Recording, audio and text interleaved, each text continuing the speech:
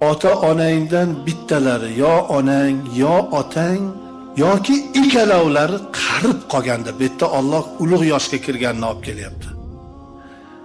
Ota-onang qarib, sen baquvvat bo'lib topadigan, tutadigan, xizmatga yaraydigan bo'lganingda otangmi, onangmi yo ikkalovimi bu ham bir baxtdi. Buni har kimga nasib qilavermaydi Alloh. Uyingizda oyingiz qarib o'tiribdi.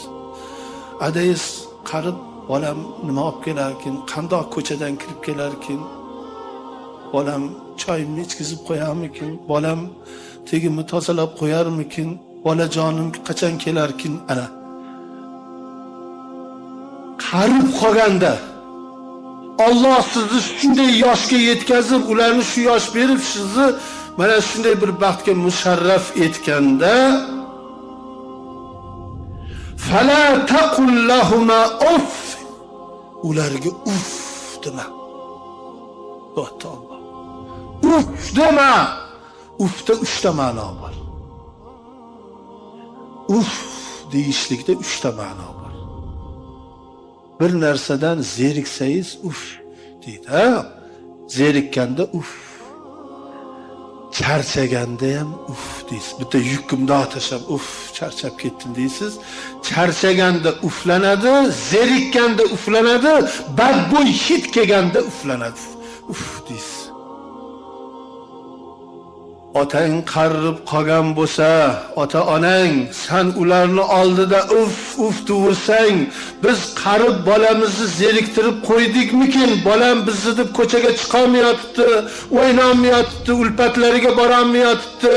Biza qarib bolamizni zeriktirib qo'ydik degan narsa ko'ngillariga keladi. Men seni gunohkor qilaman banda. Yoki charchab qoldimikin bolam, meni qarayman deb, boqaman deb, bolam charchavotdi degan narsa ko'ngillariga keladi. Yoki bu ham bir baxt.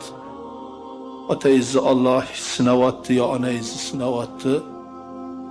Hech kim oxiri nima bo'lishini bilmaydi, birodarlar. Tuvak tutayotganingda otangga yo maylin onangga hid burningga kelib qolganda abdingni burishtirib demaginki, dillari ozor topib, uyalib hijolat bo'ladi.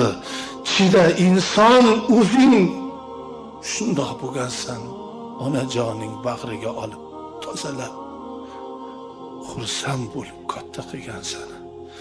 Alloh taolo seni sinayapti.